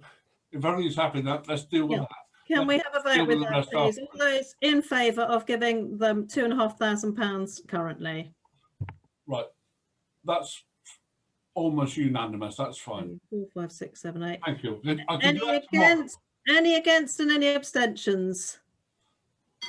No, We've got against or abstentions. What are we doing? It doesn't matter. Okay, fine, lovely. I can deal with that tomorrow. Pete, thank you very much for your time. And yeah, I'm sure we'll all speak again. Thank you very much for your time. Thank you. And as I say, if you're able to move to support us further, I'd be very interested to attend that meeting and speak further, and maybe update you with other avenues of funding that have become available. We continue to pursue them, but at the moment we have a funding gap of about £25,000, and we'll try to fill it as best we can. Well done. Thanks very much, Pete. Sorry, Polly. We shouldn't be sending this money off tomorrow. The contract's not due to start till about August. We don't need the money. All we need is a letter. Okay. I don't think Rod said he was sending the money. All we need is a letter. Yeah. Intention to fund. No problem. Obviously, if the project never went ahead, we wouldn't draw down the money. Okay. Thanks, Pete. Thanks, Pete. Thank you very much. Good night. Good night. Right, item number 14, to agree a process to allow grants to be awarded above the current threshold. Right, who's kicking that one off then? I think what we've decided is we need to continue David's prioritisation process. I don't see that SIL money is the same as grants in the sense that if we decide to do a project, let's say it's with climate change green group, then I don't think that we would want a grant application from them to say, yes, we'd like to be partners in the project and we'll put in 10, 15 or whatever £1,000. So the grant scheme, I think, is working. We've had 5 or 6 applications from the community for within that £10,000 budget that we've allowed. To me, that's working quite well. If we make exceptions, then somebody's going to say, oh, well, I'll have a go at that to see if I can get an exception. Whereas I think if we stick with 2,500 for grants and consider SIL money as money, we will support a project however much we want to give, and we just support it. Anybody else? Yeah, is there a way of assessing projects by value for money? I was just minded of the fact that one of the things that came out of the Somerset Climate Fund thing was there was money for solar panels and there was money for a hedgerow. And how do you benchmark the value of a hedgerow versus a solar panel? It must be a bloody big hedgerow. But it's interesting that we might be able to do the same so that the public know fully, they can see how to fill in the grant, but there's some sort of value for money in terms of longevity and whether it touches the elderly and the young. I mean, I don't want to make too onerous, but I think if the public can see actually £2,500 is, if they match fund it or something, is giving them this, we agree to it because it's valuable for the community. It's a way of it not just being, we want £2,500 and we've ticked the boxes on the form, but I don't know if it would publicise our seriousness about how valuable that money is. I don't know. Just a thought. Sorry. Hopefully a defibrillator is never used. Exactly. If I've got to run up Brown's Hill, I'm going to need it. I think it's working quite well. I think if you made the limit £5,000, people would apply for £5,000. No, I meant match funding it to make it 5. Sorry, not 5. Oh, well, I think you have to have a limit somewhere. We have a budget of 10,000 a year. It's not very much. And it does seem to be working quite well. Quite a lot of the applications that come in are far less than £2,500. So I think we shouldn't be too quick to change that. It seems to be going quite well. This is the first time we've had it challenged. So let's leave it at, let's work with it for a while. Okay, we've got Emily. Yeah, no, so I agree that the current process we've got for grants seems correct, and that's about the right level as well, isn't it, for match funding? And I think the question here is that, you know, a group outside of the parish council is coming to us asking for SIL money. I think we need to have a separate process for that. And as Joe said, you know, all of the projects that we've currently got in our list are projects that we've come up with within the parish council. It's not like we've gone out to the village and said, are there other community groups who want some SIL money? So maybe we need to do more of that before we have you know, prioritize what we're going to spend it on. But we do need to make some decisions soon, don't we? Otherwise we're going to, if we don't use it, we'll lose it. Yeah, we're going to go around in circles as usual. I've got David and then I've got Sue. Yeah, just to respond to Emily, I had gone out to a few groups in Wedmore, and I hope that's what everyone should be doing as local councillors to garner the kind of local community and what they want their SIL money to be spent on. I think that's something we should, if we're not doing it already, we certainly should be doing that. I think that's you part of it. Get the word out there. We are the Our money, community money. I think we prioritize community projects around that. So let's get that done. I think to the comment earlier around how long are these projects going to take, I think that's part of that prioritisation work. We've now got point people one of my updates was going to be later that we should come back and say, right, we should have regular updates on this now. We should be coming back at least once a quarter to say, is this going to get off the ground? Because if it's not, let's just shelve it and move on to the next best thing and go on there. Otherwise, we never get anything delivered if we just concentrate on the one thing that's got zero chance of happening. So, yeah. Sue? Yeah, and just on Emily's point, that we didn't just pluck them out of the air. Quite a few of them came from the neighbourhood plan and from the climate emergency, which the neighbourhood plan was the whole of the village being involved. Yeah, I think we've got to move on with it. I think we should have another priority meeting because we didn't get to the end of the list when we were doing that. And I think if we have another one, and in that we firm up maybe 3 or 4 definites that we go ahead with, and then let the people know what we're doing. Okay, so hang on a minute. If we're going off piece, we're just, we're agreeing a process to allow grants to be awarded above the current threshold. Okay, that's really what we were talking about. So I think we've all, I think a lot of us, the general feeling is that, it's not been that long that we've adopted this 2.5K, and I think we need to keep it running for a bit longer. Yeah. Babs? I agree, but there will always be these odd occasions when there will be a grant for more money than 2,500, and we do need to be able to make a decision on that night and have a process for making a decision for that, so that we have, two processes, if you like, the one for the 2,500 and one for another amount, so that we're not confined to £2,500 when we do have a large one that comes up, because otherwise we do just go round and round in circles and a decision isn't made, and that's frustrating for everybody. And I was under the impression, I could be wrong, but when we talked about this originally in the 2.5K limit, we said let's set a limit at 2.5K, and if anything bigger than that comes in, then that's up to us as a parish council decide what we do.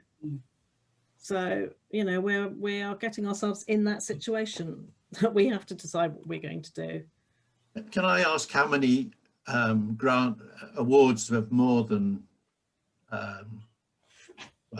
more than 2,500? I rather got the impression that the 10,000 that was awarded to the sports club in the past was really an exception. Yeah, never, Alistair. That was the only ones, I think. Yeah, so they are very rare, and I guess very rare. Treat them on their merits at the time. Exactly. Okay. I wouldn't dwell on this. No. So have we agreed a process? No. And that's the whole point of this point in the agenda, was to agree. Well, I propose that we stick with the £2,500. I second it. Okay. And we just have an early meeting to take the priorities forward. But I think it's not an easy process, because we've got to look at each one to say, how likely are they to happen? Yeah, so true. The cycle path, which is, a very good and popular project, but until you can clear the landowner issue, you're a bit stuck. And to ask that of every project, not just that one, it's just one that came in mind. Can we have a vote on this one? Very sensible. Is that seconded by Sue Worrell? Sorry. Yeah. Yes, it was seconded by Sue. Yeah. Joe, you're waving your hand. Yeah. So just to clarify then, if we decide to stick at £2,500, there will never be any exceptions. We really are only talking about this because we've got SIL money, because in most other years, we've only ever had £10,000 and that's that. Exactly. And so we wouldn't give it all away anyway, because we would want to give to everybody across the parish. Yeah. But we're only got an exception because we've got SIL. So therefore, there is no exceptions. If they want the only other money we've got is SIL, so there would be this SIL process that we're going to agree another time. Yeah? Yeah. Cool. Thank you. Okay, so all in favour of sticking at the 2.5K for the time being? That's fine. That's everybody. Okay. Good. All right. Nice one. Thanks, everyone. 15, to consider a request for costs towards fencing at Worthington Woods. I circulated, I think, a paper from Vanessa today or yesterday with the 3 costings. I think she's suggesting that John Bethel gets on with it. Yeah. Judy, hand up. I propose that we go with John Bethel. Let's make this one quick. Yeah, Got to be done. Judy proposing, Emily seconding. Those in favour? I got Jackie Farley seconded, that's right. All right. Everybody happy? Okay, yeah, that's good. Can I just say something? Because I know that Vanessa also in that email had mentioned about the dog policy. Can we put that on the agenda for next time? Yeah, definitely. Thank you. What, the dog thing? Yeah, dog policy, I think it is. Thing. Right, item number 16, to agree the annual amenity grants to village halls. This is fairly easy because they don't ask for the money, but we'd always give every village hall £500 a year towards their running costs. Lovely. Since I've been here 8 years, it's £500. Joe's hands up. Oh. Proposing. Want a proposal, please? Loads of seconders. Well. All those in favour? Great. Can't it go up with inflation, Rod? No. No. No, we've only got £10,000, Alistair. Sean? Yeah. Times are hard. All right. Have you had your council tax yet? Yes. Exactly. Item 17, Green Charter. I'm conscious of the time. I've sent out an email today to all the members with the amendments to the Green Charter. It's just made it less wordy, more direct, easier to read for the public and us. There's in the email, there's an action point, primarily because I was a bit concerned that green issues is like got its own little section and I think that trying to get to the idea of green should be in every subcommittee, planning highways. So we all are all doing it rather than saying, oh, it's a green issue, we will deal with that separately.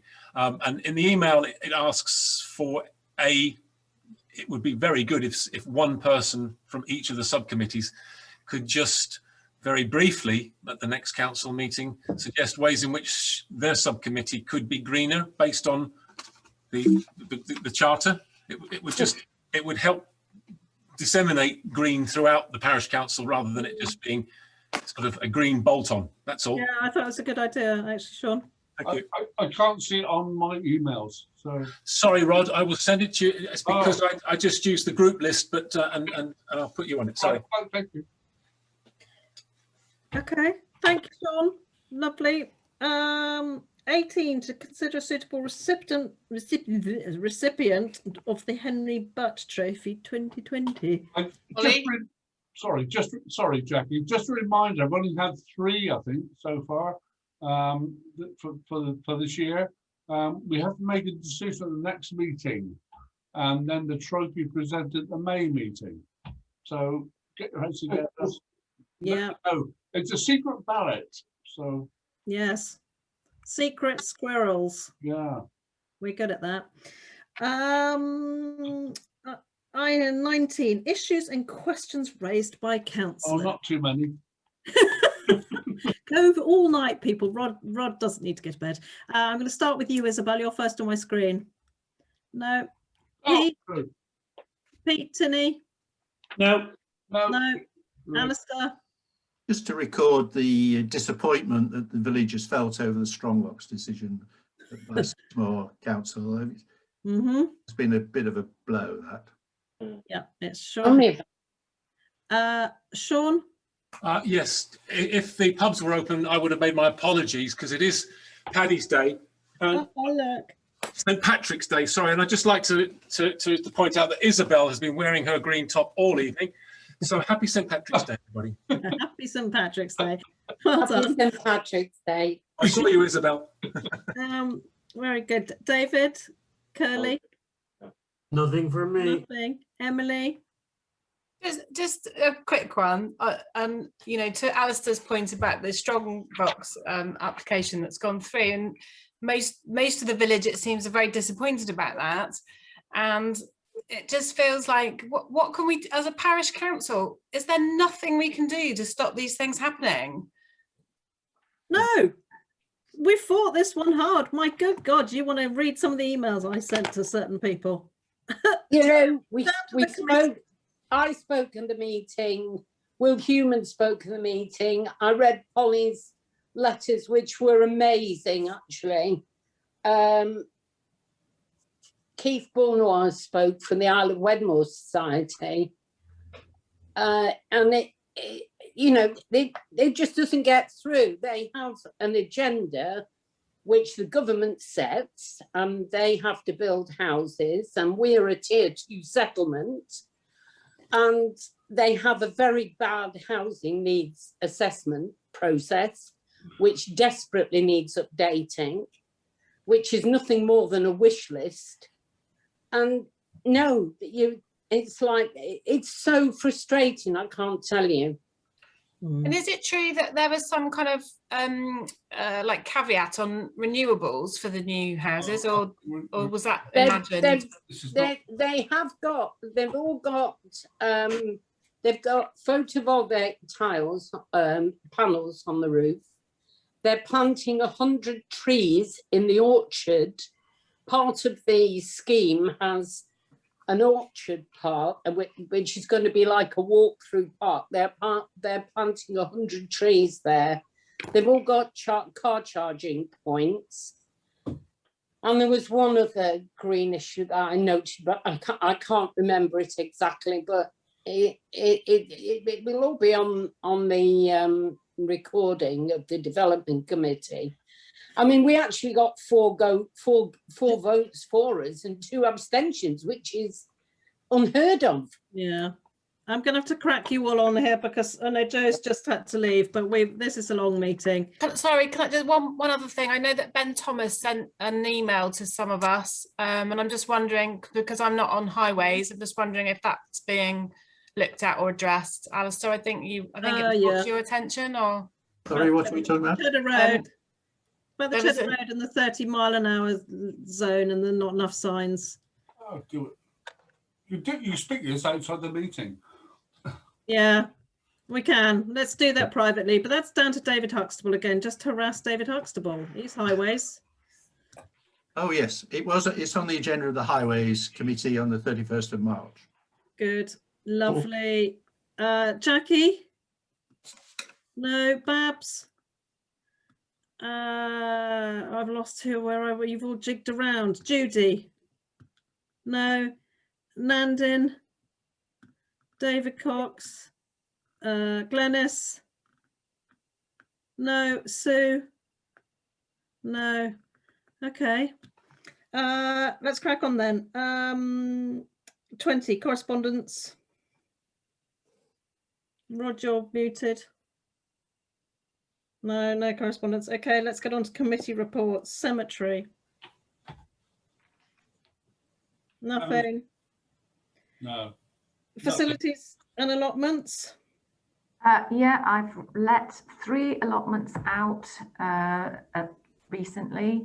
A really big allotment came available, so I've split it into, well, 4 at the moment, maybe 5. We have one more person having a look on Saturday, and we have another potential in the pipeline, and then everything will be let. So, well done, Judy. Well done. Been busy. Great. That's it. Finance and general purposes. No, nothing there. Housing. No. No, other than I did go down and meet with Acorn last week. I went on site. I have suggested that the next load of houses just go for rented, but that's not down to them. It's down to Live West. And yeah, they still haven't finished building them, but there we are. Highways, car park and brook. Couple of points. The car park on I'm not sure if it's Pilcorn Street or Church Street, but by the western entrance to the church, which has been which was rescued by the council, I understand, 2 or 3 years back.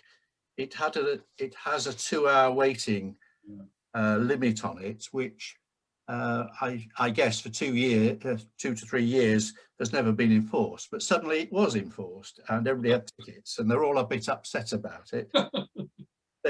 They came to me, or one of the residents there came to me and said, could it be opened up in the same way that street car parking is, and would I investigate whether it could be a permit parking?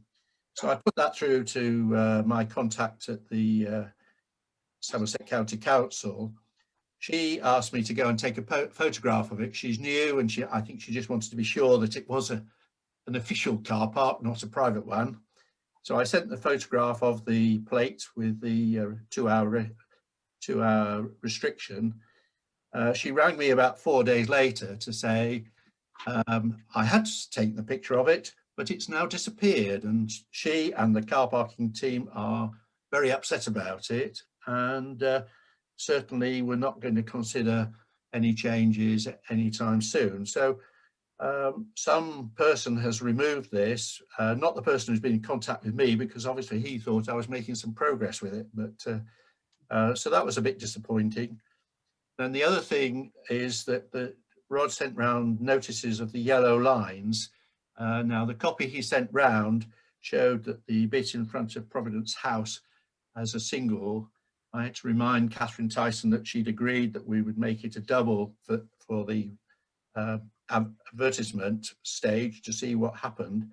So she has adjusted that, but they're not putting up notices or circulating any information.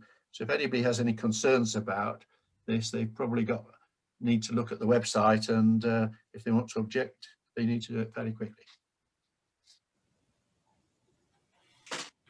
Okay, lovely, thank you. Planning. So there. Was it the 7th of April, a meeting? Yes, planning, 7th of April. Yeah. We've got 3 applications, Sue. Okay. Sure. Lovely. Footpaths and green issues. Just Alistair, sorry, I didn't get back to you. Alistair forwarded a very complimentary letter from somebody who was very pleased with a certain number of footpath furniture. It was nothing to do with, I don't think anybody knows who it was. But anyway, that's great. Yeah. That another footpath's been opened. This was the Isle of Wedmore Society newsletter, which was the secretary had noticed these new wishing gates, modern ones. Kissing.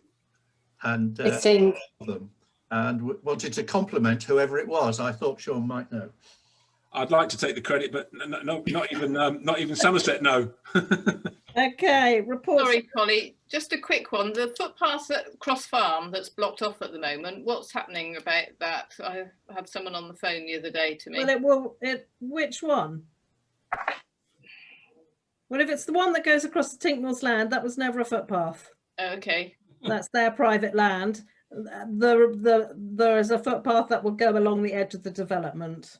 And that'll be done at the end, I assume. Yeah, well, it's partly there now anyway, but yeah. Yeah, thank you. Okay, representatives on committees, reports, Isle of Wedmore News. We still want a treasurer. Oh, I thought you had one. No, we need a treasurer. Okay. Play areas. Oh, I missed the last meeting. We've got a questionnaire all done on SurveyMonkey that's going to be going out soon to the community. Brilliant. And I'm going to meet with John. I was meant to meet with John the tree the other day at Blackford to get stuff cut down before the fencing can go up. But he had to cancel. Salk. No, well, nothing my end. They're a sore point at the moment, aren't they? No. Wedmore playing fields management people. No, nothing there. Village halls. No, we just feel very disappointed. Did an awful lot of work, especially stage 2 of the application form, which was a lot more difficult. And if anybody knows any money for village halls, I'll buy you a pint. Just the one. Perhaps you need to ask Pete Brown. Pardon? Perhaps you need to ask Pete Brown. Anything happening at Wedmore Village Hall? No, but is Sean looking for money for the village hall? Because I mean, Sil's applicable to that. Oh yes, we will. We're having a meeting tomorrow to prioritise stuff. Yeah. Well, I just mentioned it. Okay, Yeah, Pete, anything from Village Hall? No, Village Halls is sorted. Brilliant. Twinning. Guess that's pretty dead as well, Judy. No, nothing. Groovy. Okay, thank you. Matters of report and items for the next meeting. Get it all to Rod in time. He'll be asking for that. Thank you all for attending, and it's been a long one, but well done. And I will see you all After Easter. After Easter. Have a happy Easter, my bunnies.